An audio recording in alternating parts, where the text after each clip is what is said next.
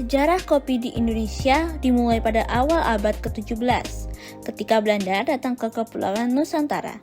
Kopi pertama kali diperkenalkan di Pulau Jawa oleh seorang gubernur jenderal Belanda bernama Pieter van den Bosch pada tahun 1614.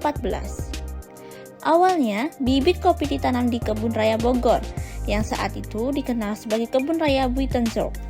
Pada awalnya, kopi ditanam di Jawa dengan tujuan untuk memenuhi permintaan di pasar Eropa yang sedang berkembang. Namun, dengan cepat, tanaman kopi juga menyebar ke daerah lain di Indonesia, seperti Sumatera, Sulawesi, Bali, dan Timor. Hal ini disebabkan oleh iklim dan kondisi geografis Indonesia yang sangat mendukung pertumbuhan kopi. Ketika produksi kopi semakin berkembang, Belanda mulai memperkenalkan sistem tanam paksa yang dikenal sebagai tanam paksa kulturstelsel, di mana petani diwajibkan menanam tanaman komersial, termasuk kopi, sebagai bagian dari upaya eksploitasi ekonomi kolonial.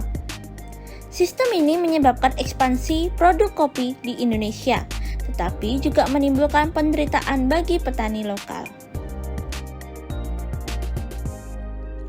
Pada abad ke-19, permintaan kopi semakin meningkat di dunia internasional. Hal ini mendorong pemerintah kolonial Belanda untuk memperluas perkebunan kopi di Indonesia. Industri kopi di Indonesia terus berkembang dengan peningkatan pengolahan dan pemasaran kopi yang inovatif. Kopi Indonesia juga mendapatkan pengakuan internasional dengan beberapa kopi spesialitas Indonesia memenangkan. Banyak orang menikmati minum kopi karena beberapa alasan yang meliputi 1. Efek peningkatan energi. Kopi mengandung kafein, sebuah zat stimulan yang dapat meningkatkan energi dan kewaspadaan.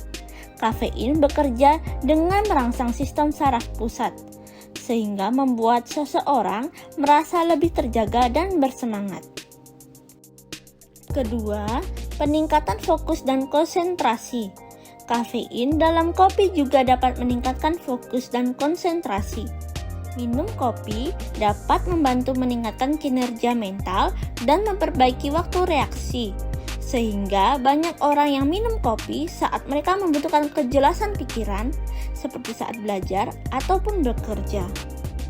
Waktu terbaik untuk minum kopi dapat bervariasi, tergantung pada preferensi individu dan respon tubuh terhadap kafein. Namun, berikut adalah beberapa pertimbangan umum, yaitu mengganggu pola tidur mereka. Juga perlu diingat bahwa minum kopi dalam jumlah yang wajar adalah penting untuk menjaga kesehatan dan menghindari efek samping yang tidak diinginkan. Inilah informasi dari Cynthia Alberta. Terima kasih, sampai jumpa.